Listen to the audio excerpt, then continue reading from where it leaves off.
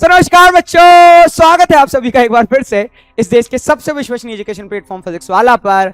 मैं हूं पंकज बौरासी और मेरे प्यारे बच्चों, कैसे हो सभी?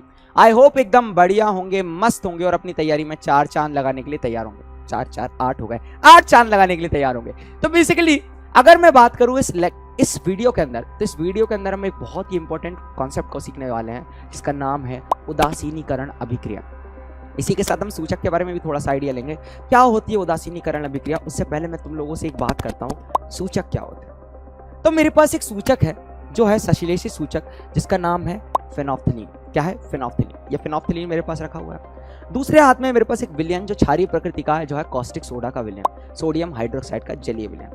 तो फेनोल्फथालीन क्या करता है बेटा? एक रंगहीन द्रव है जिसको जैसे ही हम अम्लीय या क्षारीय माध्यम में डालते हैं, बेसिकली अम्लीय माध्यम में तो ये कोई रंग परिवर्तित नहीं करता, लेकिन जैसे ही हम क्षारीय माध्यम में डालते हैं तो देखो क्या होता है। देखो ये रंगहीन है, ये इसके अंदर जा रहा है, देखो बूंद बूंद करके गिर रहा है, तो हम लोग देख पा रहे हैं उसका कलर चेंज हो रहा है। ये रंगहीन बूंद जा रही है, इसका कलर चेंज हो रहा है। देखो देखो देखो देखो।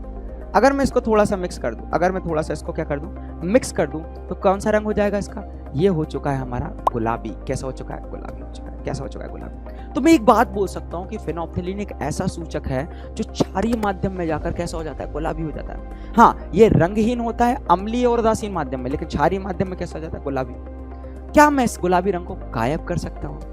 हाँ, सोचो कैसे। इस माध्यम को मैं गायब कर सकता हूँ, इस रंग को मैं गायब कर सकता हूँ अगर इसका माध्यम में कर दूं अम्लीय या उदासीन। तो हम यहाँ पर एक कॉन्सेप्ट सीखते हैं जिसका नाम है उदासीनीकरण अभिक्रिया।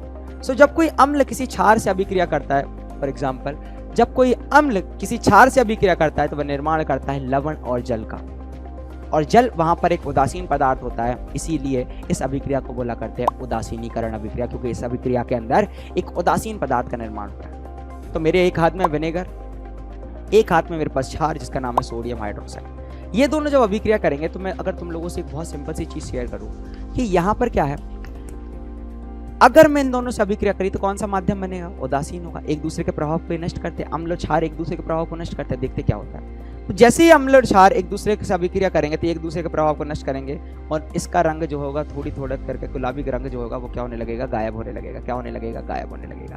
तो थोड़ी देर से अभी अगर कैसा था, ये गुलाबी था, अब कैसा हो चुका है? अगर हम बात करें, ये गायब होने चुका है। थोड़ा सा और मैं एसिड डाल देता हूँ, ये देखो गायब हो चुका है। तो यहाँ पर हमने एक चीज सीखी कि अम्ल ने क्षार के प्रभाव को नष्ट कर दिया।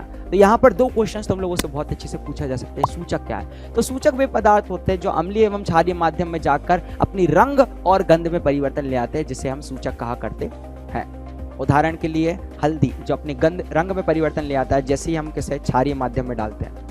उदाहरण के लिए लौंग जो हमारे गंध में परिवर्तन ले आता है, लौंग गंध में परिवर्तन ले आता है जैसे हम उसको क्षारीय या अम्लीय माध्यम में डालते हैं। प्याज गंध में परिवर्तन ले आते हैं। वेनिला एसेंस गंध में परिवर्तन ले आते हैं। सूचक दो प्रकार के होते हैं। पहला होता है रंगीय सूचक जो रंग में परिवर्तन ले आते हैं। ये दो प्रकार के होते हैं। एक होता है हमारा प्राकृतिक सूचक जिन्हें प्राकृतिक स्रोत से प्राप्त किया गया है। दूसरा होता है हमारे सश्लेषी सूचक जिन्हें हमने कृत्रिम रूप से जिनका निर्माण हुआ है। प्राकृतिक सूचक के अंदर आ जाते हैं हल्दी, लाल पत्ता गोभी और लिटमस। वही बात करें हमारे सश्लेषी सूचक के अंदर, दो सूचक के हमारे सिलेबस के अंदर है। पहला है फेनोल्फथालीन और दूसरा है हमारा मिथाइल ऑरेंज।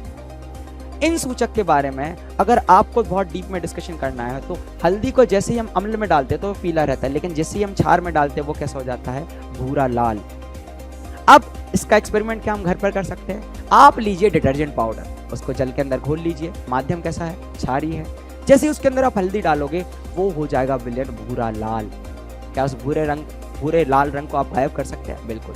उसके अंदर आप डाल दीजिए नींबू का रस, तो वो एक दूसरे के प्रभाव को नष्ट कर देंगे और हमारे पास हमें हल्दी का वापस पीला कलर हमें मिल जाएगा। तो कैसा लगा ये कॉन्सेप्ट? कैसा लगा ये रासायनिक अभिक्रिया जो थी हमारी उदासीनीकरण अभिक्रिया? आई होप आप लोगों को बहुत ज्यादा मजा आया होगा। मिलते हैं नेक्स्ट वीडियो के अंदर।